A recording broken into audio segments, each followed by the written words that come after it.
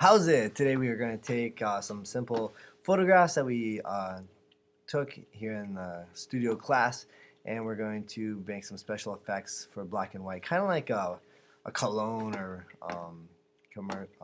advertisement. So first of all, you got to get your photograph. Now if you have it in Picasa, go to Actions and download it. Don't just drag it over, because downloading it will be a lot bigger size, which is what you need.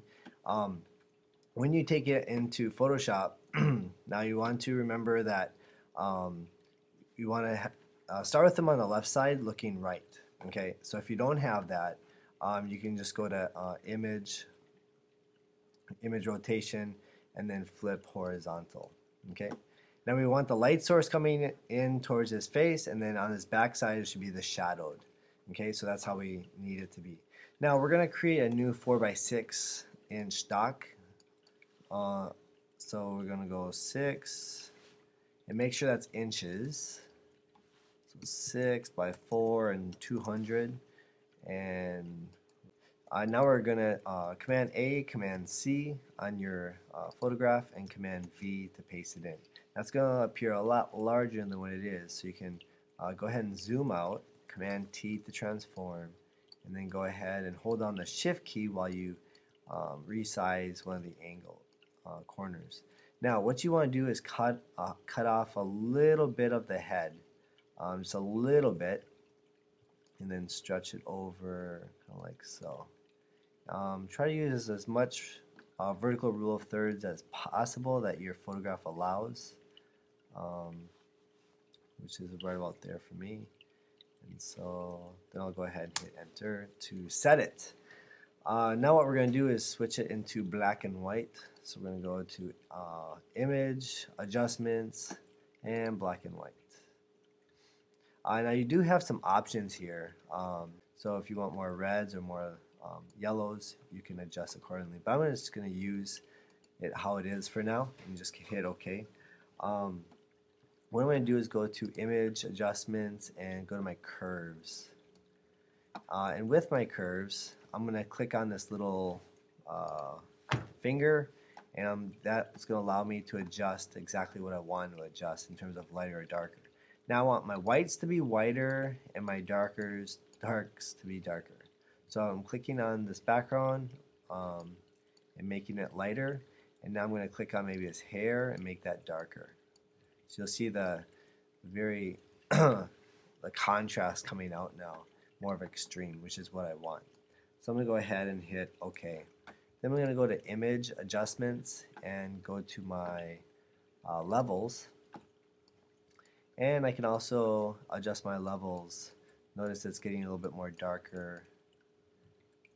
And I'm going to adjust that to 0.75 would be good in the middle here. Okay.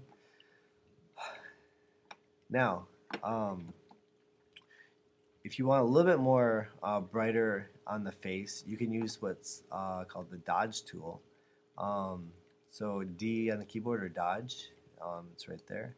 And I'm going to choose highlights, and exposure I'm going to put 20%.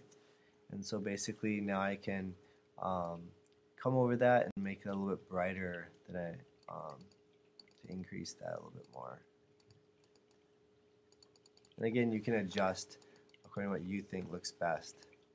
But you basically want a pure black and white photograph for that. Now if you want things darker, okay, we can use the burn tool, and we can choose midtones and 20% for that as well. And then we can come in here and make other things a little bit darker. So I can do that like right here. Now what I'm going to do is fill in any space on this side to dark or black. So I'm going to create a new layer.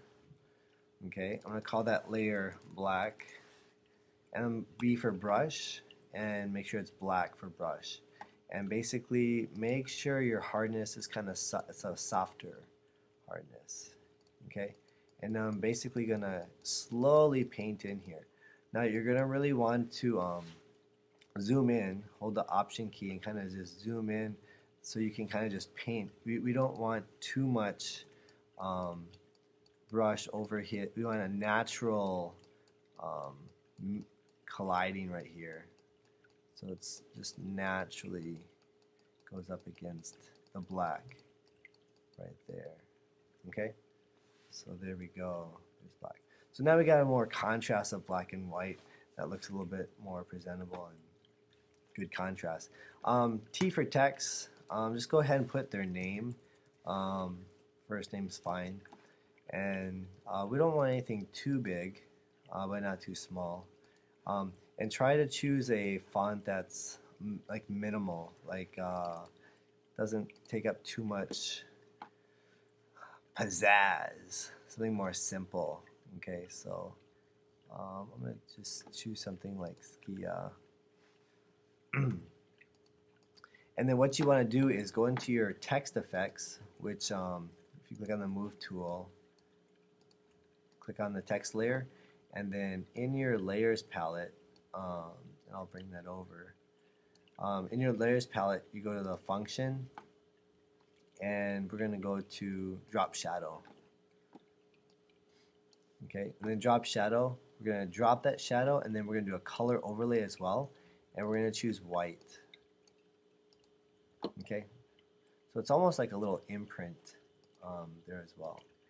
You can play around with some of these other settings if you want to, like outer glow makes it a little bit more softer, kind of like that. So, but basically you just want like a small imprint for that. So there we go.